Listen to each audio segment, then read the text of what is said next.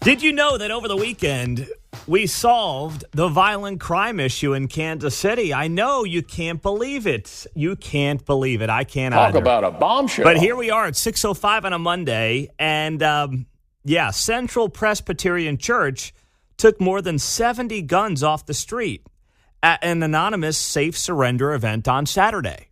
So people could go there, they could turn in their firearms, and amazingly, Kansas City just got a heck of a lot safer. Wait, I thought I heard John just talking about homicides at the top of the hour news. Did I miss that, Mark? Was that correct from John Anthony there at the top of the hour news? I think it was. Yeah, it sounded right. Okay, I'm just making sure I didn't miss anything. How's that possible? When people were willingly giving their guns to a church over the weekend to have those guns destroyed. I don't understand how this works. Well, anyway, let's get the story here from KCTV5 on what happened over the weekend. The church says it put on this event because it wanted to give people a safe place to get rid of guns they didn't want anymore. More than 70 guns were taken off the Kansas City streets Saturday, all thanks to Central Presbyterian Church's Guns to Gardens event. It means that our community is a little bit safer. The church asked people to bring their unwanted, unloaded firearms to its parking lot. Once there, the church had a process in place to destroy them. When someone arrived to surrender a firearm, we had inspectors who are trained in handling firearms to make sure that there was no ammunition inside. And then once they had been cleared, they were passed off to our chop saw operators who were operating saws and actually chopping the firearms into pieces. That is the voice of Reverend Jenny Wells, the pastor at Central Presbyterian. She said there's something that really stood out to me. This means our community, she says, is a little bit safer. There is no evidence of that at all. In fact, if you go to many parts of rural America, outside of, rural Kansas City even, the per capita gun ownership is higher than it is in suburban or even urban parts of various communities around the country. She insinuates that fewer guns being out there must mean things are safer. Well, that's not true because guns are not inherently unsafe. Guns are tools. Guns can be used, obviously, in very bad ways. But that's because of very bad people. Having fewer firearms in Kansas City, Missouri, does not mean that Kansas City became safer on Saturday. Now, if the church wants to do it, that's fine. They have every right to do it. I'm not saying they shouldn't. But it's virtue signaling. That's all it was over the weekend. Nobody's safer today than they were on Friday. Because here's this crazy, crazy thing. When it comes to criminals, they don't turn in their guns. The criminals, the thugs, the gangbangers weren't showing up at Central Presbyterian Church on Saturday and saying, "Fine, take it off my hands. I don't want this thing anymore. I'm done with this life of crime." In fact, I saw, just looking at some of the photos on social media and elsewhere, of some of the guns that were getting turned in, and I didn't see all of them, but it looked like a bunch of rifles from World War I. I'm just saying. I'm not a gun expert, but it looked like it was pretty old stuff that was getting turned in there. I was very unimpressed. So I was watching this, and I was saying to myself, okay, who is actually turning in the guns? Who needs to be turning in the guns? Not the people showing up at Central Presbyterian over the weekend. But if it makes people feel good for an afternoon, fine. No one hurt anybody. No one did anything wrong. But I'm not going to sit here and, let people post photos on social media, let news stories run on this, and act like Kansas City cured its crime issue over the weekend. It didn't. And then you have more here from KCTV5 on their report from what happened at Central Presbyterian on Saturday, where 70 guns were turned in at this safe surrender event. The church says the anonymity was critical to the event's success. Helping get the guns off the street was something Central Presbyterian was happy to do. Instead of choosing to sell those firearms or give them away to somebody else, The individuals who came to surrender those firearms today made a choice to keep themselves, their family, their children, their community a little bit safer, and we feel really good about that. Another goal of this event was actually to feed people. The church says it gave out around $5,000 of grocery store gift cards to people who surrendered guns here at the event. The church also hopes the success of this event inspires others like it in the Kansas City area. Well, we'll see about that. Maybe others will be holding events like this. I'm not totally sure. But I just continue to go back to what the Reverend said there. And she said she was hoping the community will feel a little bit safer. Until Jackson County gets its prosecutor out of office in Gene Peters Baker and gets a new one in there, and that's going to happen in January, and until we get the police levels back to where they need to be, and we get more 911 phone screeners and everything else, no one should feel safer today than you did on Saturday morning when you woke up. Nobody, because of this event.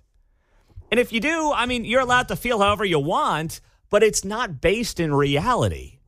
It's just based in the feels, the joy, the vibes, as we see happening at the national level. Carl is in Independence, and I'm told that Carl was at this event over the weekend. Is that right, Carl? Absolutely.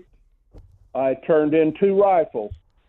For junkers I've been trying to get rid of, and one of them was so dangerous I couldn't give it away. I wouldn't sell it away.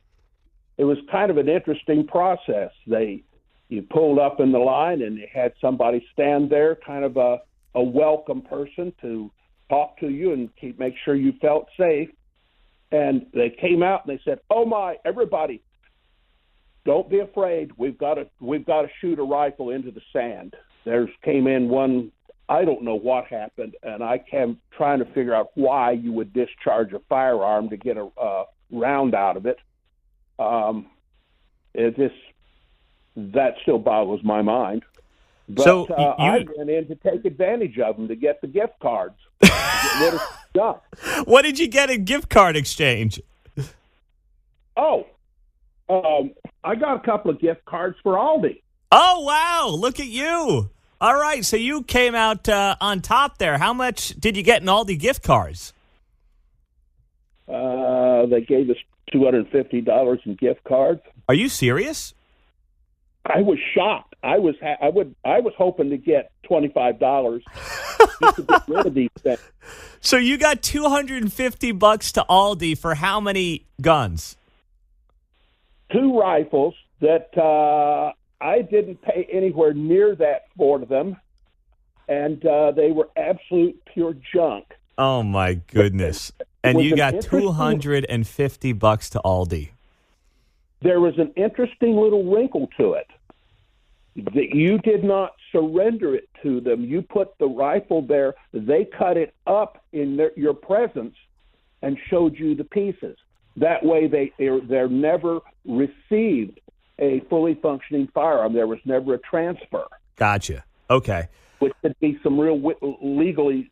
Last thing here, Carl, I got to ask you this. The crowd, was there a lot of folks turning in weapons? What was that crowd like? Was it people like you who were just trying to get rid of old junk, basically, and take advantage of the Aldi gift cards? It was not a large line when I was there at about noon, but it did move. I think it was a kind of a slow, continuous process. I didn't see any real hang-ups. All the people were very delightful. Mm-hmm. But I was kind of curious what would happen if someone turned in something full auto. Well, Mayor Quentin Lucas said they were picking up automatic weapons left and right, which that didn't seem very accurate to me. He said here, Mayor Q wrote on X over the weekend, proud today of their efforts getting firearms, including automatic weapons, off our streets. Automatic? Yeah. I think he's got it wrong. It's semi-auto. Well, I know. He got roasted for that on social media. Carl, thank you, buddy. Thanks for the heads up on this. Party on. All right. 913-408-7957. It's 6:15. as we get it rolling on a Monday morning on KCMO. There was this safe surrender gun drop-off program Saturday in Kansas City at Central Presbyterian Church. 70 guns taken off the streets. Now we know 2 of them were Carl's in Independence. How about that? Now, we'll tie this in and take your calls at 913-408-7957 and tie it in to another very prominent business that got broken into in Kansas City for the second time in the last 3 weeks. Who was it and where? We'll have the answers next on KCMO. You feeling safer this morning, Kansas City? It's a Monday, and Central Presbyterian Church took 70 guns off the streets off of an anonymous safe surrender event they did on Saturday. We just heard from a listener, Carl in Independence, who was there, who turned in a couple of his guns, and he got $250 to Aldi for it. I'm going to start finding cheap used guns and then turning them in at events like this and actually profiting. Because as Carl said, he spent a lot less money on the guns than he got back in Aldi gift cards over the weekend. So, wow. It is all virtue signaling is what it is. Mark is in Independence. He's on KCMO. Go ahead, Mark. Good morning. Yes, listen, once again, the problems get addressed halfway. All right, I understand the weapon turn and the intent. But since it's a church, did they have a big sign there that said, "Thou shalt not kill," with a subtopic that says conscience matters? This is the kind of thing that infuriates me. Is typically, and I'm going to guess, liberals always are shy of the mark. And it never solves a problem. You got to change the mindset. You got to change a culture. So did they have that posted there? I'm willing to bet that they didn't, and that the commandment is right under their nose. Well, I think you're right, Mark. Thank you. And I would add to that and just say the people that need to be turning in their weapons were likely nowhere to be found on Saturday. And I didn't expect that we would have somebody who was there. I mean, there were only 70 guns turned in, and Carl turned in 2. So maybe 40 to 50 people showed up if you figure 1.5 guns a person, give or take. So 40 to 50 people show up to this event. But of course, since we've got listeners now in every corner of this town, I'm not surprised. But then again, as Carl said, I was just trying to get rid of the darn thing. I had no way to get rid of this thing. I figured, I'll bring it down there. They'll take it. Get me some Aldi dollars. You got $250. What a steal. But the people who need the guns out of their hands, those who actually could use $250 to Aldi, not that we all couldn't in Joe Biden's America, but I'm just saying, those who really need it were nowhere to be found. You tell me if you think there were hardened criminals who were out there at the Presbyterian Church, Central Presbyterian Church in Kansas City on Saturday, turning in their weapons. Something tells me that the overwhelming answer is no. But it makes people feel good for a day. It makes for a good news story. The local news is not going to talk about this like they should and say, what is this really like? Let's analyze this. I know nobody on local TV news analyzes anything because, with all due respect, their brains can't function enough to analyze to begin with. All they can do is parrot whatever the news is of the day. But let's actually analyze this for 5 seconds and think about whether or not this actually makes Kansas City safer. And there's no conclusion you can possibly come to that would suggest Kansas City does get safer because of this event. Not saying the church can't do it or shouldn't be allowed to do it, but come on now. Nothing's going to change. Maybe if you did it every weekend. Maybe. But something tells me the right people still are never going to show up. Because eventually it would run out. There's only so many Carls, you know? Only so many Carls to go out there and turn in their guns. Now, what happened over the weekend? You heard John talking about homicides at the top of the hour news. Well, for the second time in 3 weeks, Betty Ray's Ice Cream in River Market got hit with a break-in. They posted on Instagram. Another break-in last night at River Market location, 2 times in 3 weeks. It's beyond frustrating. This gentleman walked away with our safe of money from lots of hard, honest work by our team, serving sweet scoops for our customers on a busy weekend. We want to help find solutions. We want accountability. Something needs to change. Well, the owner of Betty Ray's Matt Chateau is going to be here at 8:05 this morning on KCMO. No one in local media has talked to him. I think we made this story pop last night when I shared it on X and on Facebook that we would be interviewing Matt Chateau today at 8:05. And then suddenly all the local TV stations wrote about this, even though it was right there on Betty Ray's Instagram page at I think it was lunchtime yesterday. Kate had tipped me off to it. She follows them since we're out by their Olathe location as well. And amazingly, the local media got around to it at 2 a.m. I saw Woke 41 wrote the story at 2 a.m. today.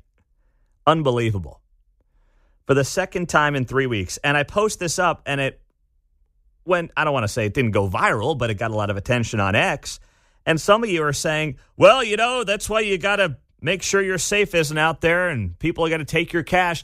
The problem is not the business owner. Now, yes, in a perfect world, do they take all the cash out of the business before they close up on a busy Saturday night? Sure, fine, I get it in a perfect world. But the fact that you have to think about that and think that way, what is this, a third world country? Is Kansas City a third world country now where you can't leave $5 in a cashier's drawer? You can't have a safe somewhere without the risk of it getting stolen? Is that how people want to live in this town? Come on. And it doesn't have to be this way. That's the most frustrating part. It does not need to be this way. But too many have accepted this as just par for the course, and this is how it's going to be, and this is how Kansas City is. And it doesn't need to be this way. But it's going to take a lot of voters to wake up, smell the roses, and realize what needs to change, and they got to do it fast. Because if not, it's not going to get better. It's not. I mean, I saw people saying, yeah, this is why we need local control of the police department. I know that's the little pet project for so many, but please tell me how that has any impact on what this town has been dealing with for far too long. The funding is there. I will say this. The funding is there at $320 some odd million for the police department. But it's a long-term effort and struggle to recruit. You have prosecutors who police do not trust. You have 911 callers who are short-staffed. All of that combines into this mess that the city finds itself in right now. 913-408-7957 as we kick it off on a Monday morning. Welcome in. Hope you had a great weekend. Thanks for joining us on KCMO Talk Radio 95.7 FM. As always, we are streaming on the KCMO Talk Radio app. Things are getting desperate at the national level with 22 days to go. We'll explain why coming up. 6:34, happy Monday. Glad your morning's starting off here on 95.7 FM KCMO. Hit that preset right now on your radio dial if you haven't done that yet. We are almost 1 year into being on 95.7 FM. But listen, there's so many things going on. What you care about is what's happening right now here in Kansas City, what's happening in 21 days when many people will be going to the polls, although early voting starts this weekend on the Kansas side of the state line. Can you believe it? Let's go, man. Woo! That's right. Saturday, October 19th is when early voting begins in Kansas. So at the national level, you've got, Trump in Coachella over the weekend at that big event in California. Kamala Harris in Arizona. They're both doing rallies all over the place. And we know that the polls have moved in Donald Trump's favor. Doesn't mean he's going to win, but they've moved in his favor over the last couple of weeks. He's had a good, politically speaking, couple of weeks. I would call it the best couple of weeks that his campaign has had since Kamala Harris got in after Joe Biden dropped out. And the timing could not be better. Some of these things are completely out of his control, right?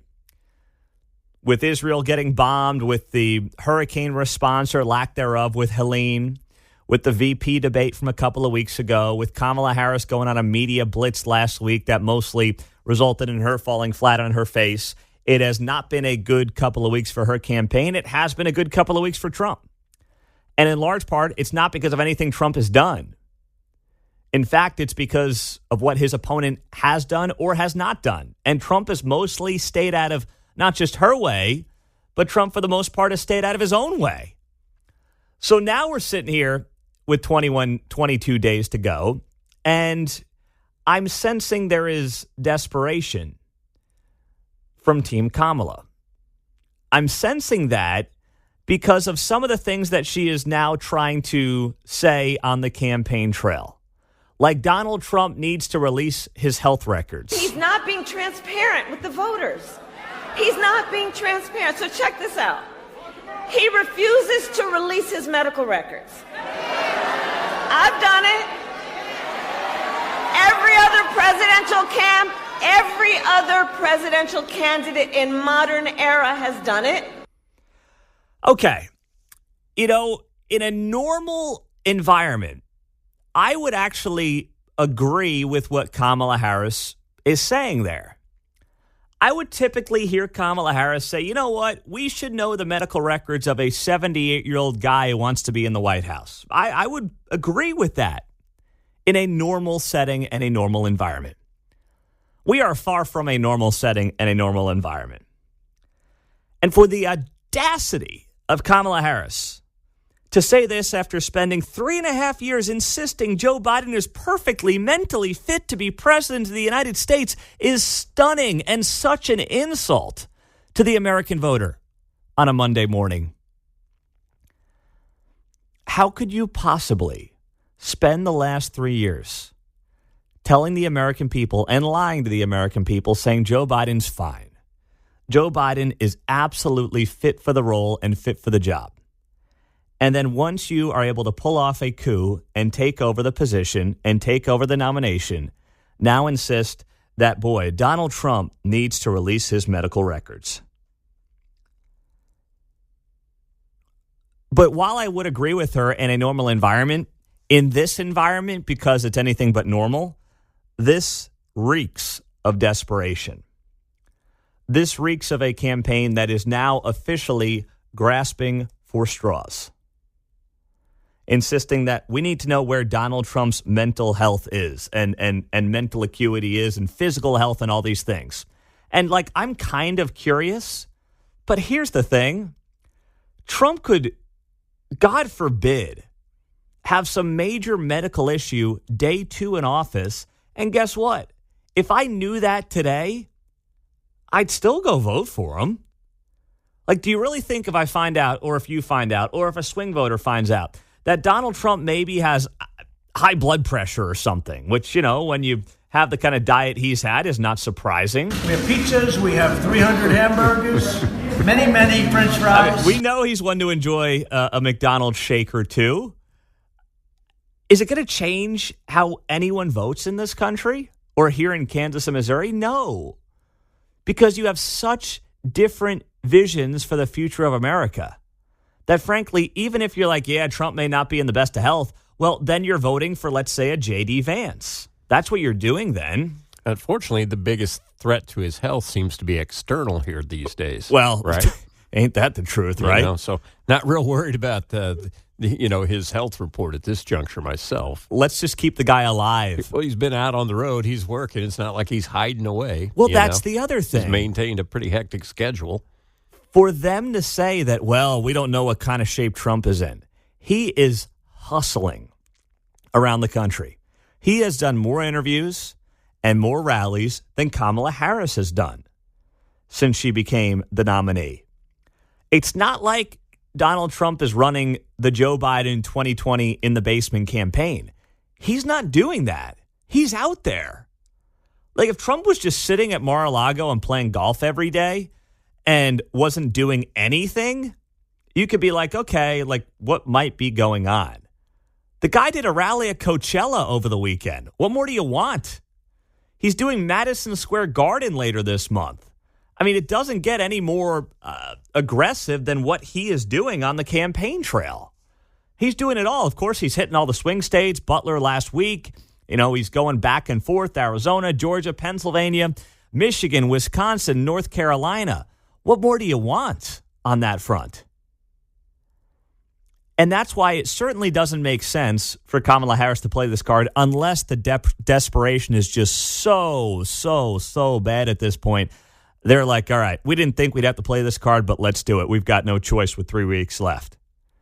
It's so disingenuous based on what this country has seen from the leader of the free world since Inauguration Day 2021. And Mike Johnson, Speaker of the House, was on Meet the Press this weekend. And Kristen Welker was going after him on this. And Mike Johnson, the Speaker of the House, just said, enough is enough. Stop. Speaker, That's what people are going to vote on. Just to be very clear, he hasn't released all of his medical records. He released 2 letters. Should he release the results of the cognitive test? It's unnecessary. He's on display every minute. So it's unnecessary. You can see that he didn't release his medical records. You don't want to know things like his cholesterol level, whether he's dealing with any issue that we may not know about, if he's going to be commander-in-chief. And he also said he would release cognitive tests. Listen to your question. Should he release that? The American people, Kristen, the American people don't care about the cholesterol level of Donald Trump. They care about the cost of living and the fact they cannot pay for groceries because Kamala Harris and Joe Biden's policies have put them in that situation. The medical records are irrelevant. Let's talk about things that the American people... You know, he's right. That's Mike Johnson, Speaker of the House. They care about their grocery bill right now. Donald Trump's health is not in the top 20 things that I've seen on any poll that people care about today. Maybe you've seen one that I've missed, but I don't see it. In fact, they're more worried about their own cholesterol medicine being affordable. How about that? Than they are Donald Trump's cholesterol levels. Paul is in Kansas City. Good morning, Paul. You're on KCMO. Happy Monday.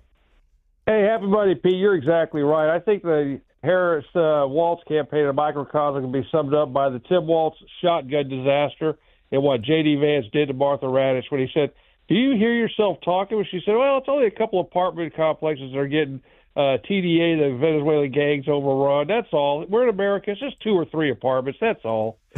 Just ate her up. Ate her up. And that shotgun disaster... Why'd they let him? I mean, I don't understand his hand. Well, what you're talking about, let's reset here, Paul, because people are going to be unclear what you're talking about. Tim Walz was supposed to go out hunting this weekend, and they were going to videotape it, which they did, and it was supposed to appeal to male voters.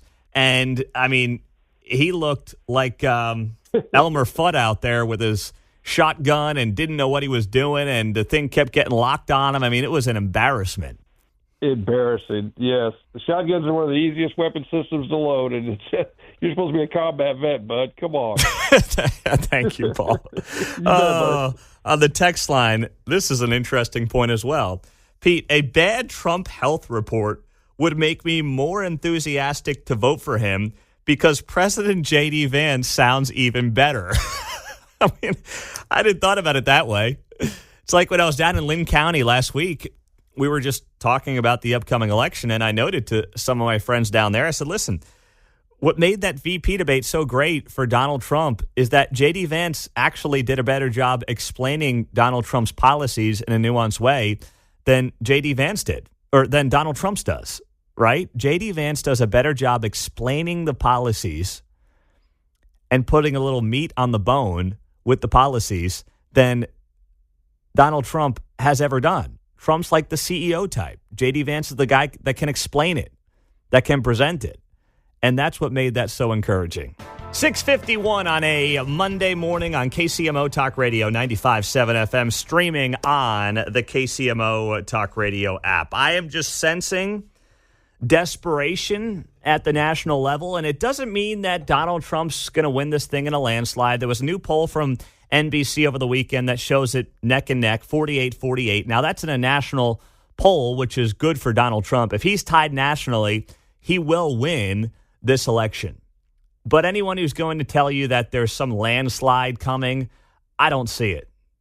We've got a divided country, and there are people who just vote based on what they want to vote for, or more so oftentimes what they want to vote against. And Donald Trump obviously brings out a lot of people to vote for him, but he brings out a lot of people to vote against him as well. Mike's in Kansas City. He's on KCMO. What's happening, Mike? Good morning. Yeah, just an observation. Over the weekend, Saturday, I was in the inner city, and we drove roughly through where the city market area to about where the VA hospital's at. Yep. Through town. We saw one Kamala Harris sign that entire time, and we drove, like down Independence Avenue, down 9th Street, over to Van Brunt. On the way over there, we drove through Prairie Village and through Ward Parkway. and it seemed like every block that had a mansion on Ward Parkway had at least one Kamala sign on it. Yeah. I don't know what the meaning of that is, except the people who live in the working poor are really having a hard time. Yeah. And, the little elitists that are going to, on the Kansas side, they're going to vote for Sharice David. I guess they're doing good, and that's why they have the signs out in their yard. Well, inflation, thank you, Mike. I'm not surprised by that. Inflation doesn't really impact them as much as it does working stiffs. That's the reality. Inflation is the worst kind of tax on the middle class because it really doesn't impact people on the higher end in places like Northeast Johnson County and Ward Parkway. It will impact those at the lower levels. And that's why you are seeing this movement towards Donald Trump from low propensity voters. That's the thing, and that's why this is a little dicey. Donald Trump does need low propensity voters to turn out for him. Now, those are people who don't typically vote. They're not the people who are going to vote in your off-year elections, oftentimes your midterm elections, or your school board races. He needs non-traditional voters, which is good that he's doing better with these groups that Republicans typically don't do well with or have traditionally, historically not done well with. That's good for him. But it's also dicey because you're relying on people who don't typically go to vote to show up and vote for you. And that's where this race becomes very interesting. Out of likely voters, people who vote in most elections, Kamala Harris, based on a lot of polling, is in front. But when you factor in people who don't typically vote, that's where Trump ends up doing better. And there's just no way to know for certain if these people are going to show up. He's trying to do his best. The campaign's trying to do its best on the outreach front, but it's not easy. It never is. But it's something they're going to have to keep trying to do because if not, man, you are going to have a razor-thin 2020 replay is what you're going to end up having here going into 2024. Now, I will end the hour with this. It ties into something Mike was actually just talking about, and that is James Carville, the Raging Cajun, as they call him, on MSNBC over the weekend with Jen Psaki. She is the former White House press secretary, of course, for Joe Biden during the early tenure. Way better than what they've got right now in Karine Jean-Pierre. But anyway, you can tell that what Mike is saying actually is resonating in some respects. You are seeing polling that suggests, especially younger black men, are considering, I'm not going to say slam dunk, but very much considering Donald Trump. And that has Democrats freaking out, right? We had Barack Obama saying last week in Pittsburgh that the brothers are not turning out. His words is that we have not yet seen the same kinds of energy and turnout in all quarters of our neighborhoods and communities as we saw when I was running. Now, I also want to say that seems to be more pronounced with the brothers. Sorry, did I say the brothers? I meant the brothers, as Barack Obama would say. So the brothers in Barack Obama's word usage are not showing up for Kamala Harris. Well, James Carville took it to the next level over the weekend on MSNBC, basically saying, boy, you black men, you're thinking about voting for Trump, you better watch out. When I said that, I didn't know that he was going to schedule a rally at Madison Square Garden to mimic the Nazi rally of 10 February 1939. So we have, they're telling you, and by the way, if they win, they're going to correctly say, we told you in the election what we were going to do, and you voted for us, you have green-lighted the whole thing. And if we don't tell people about that, if these young black men, how do you think they're going to do? If you're a young black male and Trump inspired army roundup of people, how well do you think you're going to do in that? You think you got nothing to lose? How about looking at American history for one time and see what can happen here? That is awfully offensive and aggressive stuff from James Carville. Insinuating that young black men are going to get rounded up by Donald Trump administration?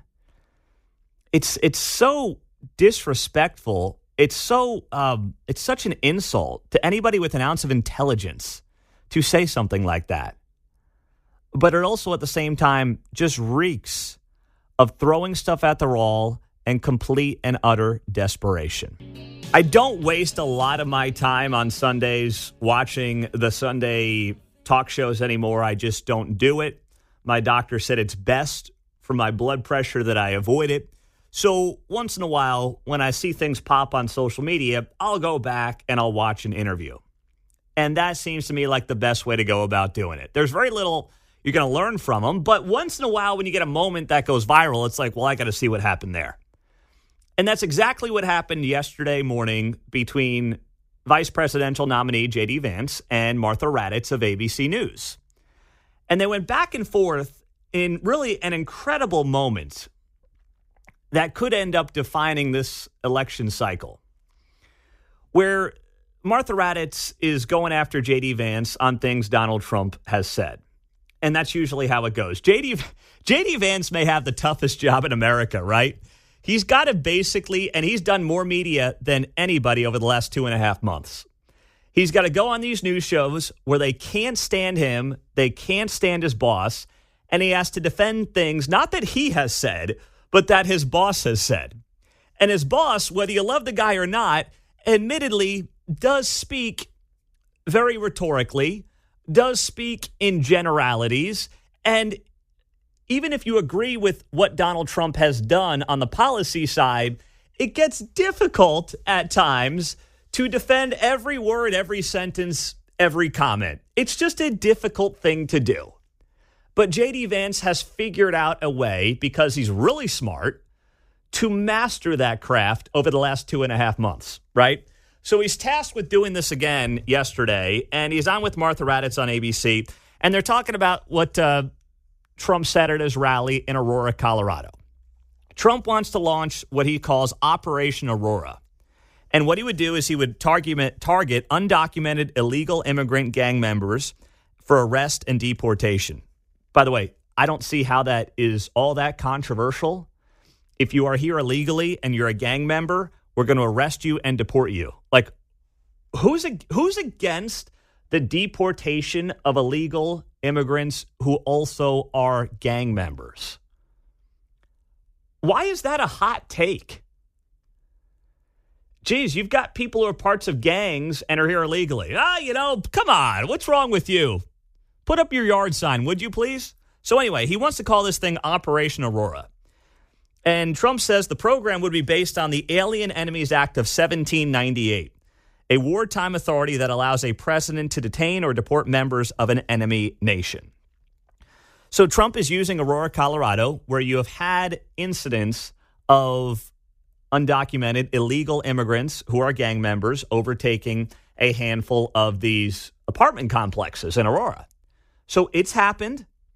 Now, what that means for Aurora, okay, their mayor has come out and he has said, listen, it's a handful of incidents, and their mayor also happens to be a Republican. It's a handful of incidents. Our law enforcement has it under control. But that's what the mayor has to say, right? That mayor has to say that because he wants to protect his own community. He wants to protect his own citizens' property values. If Aurora becomes known as a place where they had that tragic movie theater shooting all those years ago, and now a place where you've got illegal immigrants overtaking apartment complexes, like, that's not a great look. So he's got to do what he's got to do to change and protect what his community is and the narrative around his community. I get it. That's his job. But Donald Trump is using it as a way to say, this is a problem. This problem was caused by the people I'm running against, and I will fix the problem. That's what he's doing. So J.D. Vance goes on ABC, and he's talking to Martha Raddatz about this. And, of course, Martha Raddatz is setting this whole thing up, being like, Trump is too aggressive on this stuff. Trump uses too much rhetoric on this stuff. And what do you have to say about it, J.D. Vance? And he handled it absolutely perfectly.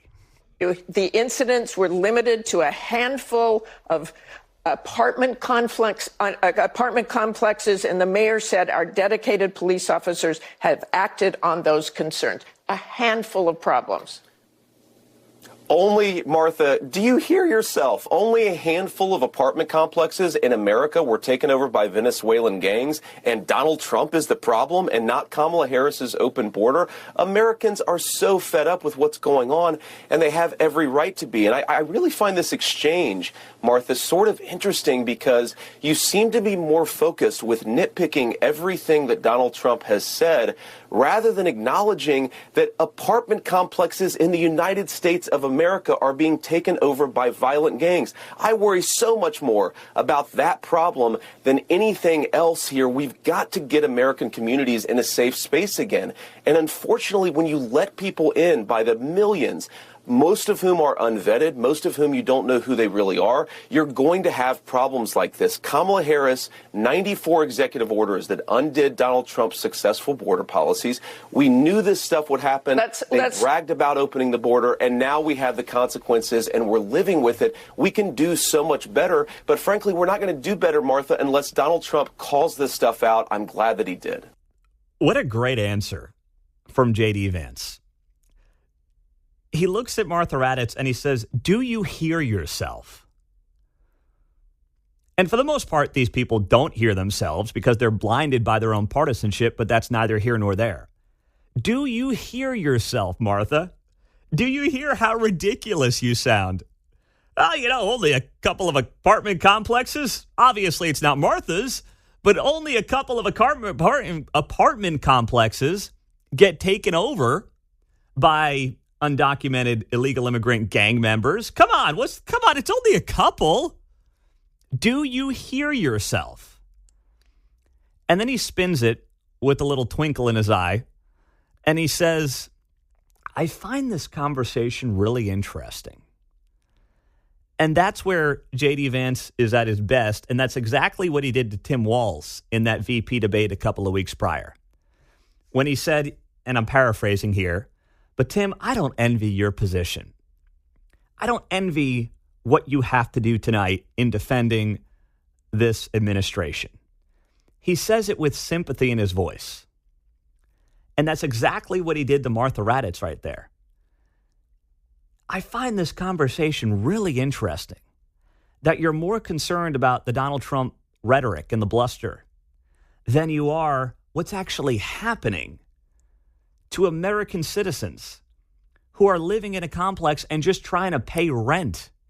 And by the way, those apartment complexes are not the highest end complexes in Aurora or in the Denver metro. They're not. Those are apartment complexes for people in the working poor. That's where those apartment complexes are. Working stiffs, everyday citizens. And yes, does Trump like to, and I don't expect JD to say this, he can't, but I can. Does Trump like to exaggerate? Sure. Does he like to speak in generalities? Absolutely. But to be more concerned about that in this moment than what is actually happening to American citizens says all you need to know about the people who are running and who are the voices of these major media outlets. And J.D. Vance's handling of that continues to prove that he has been really an outstanding choice for Donald Trump and a much better choice than I expected at the time of the pick. I was kind of wishy-washy on it. But on Friday, Kate and I actually watched. I had seen Hillbilly Elegy. I'd read the book and watched the movie.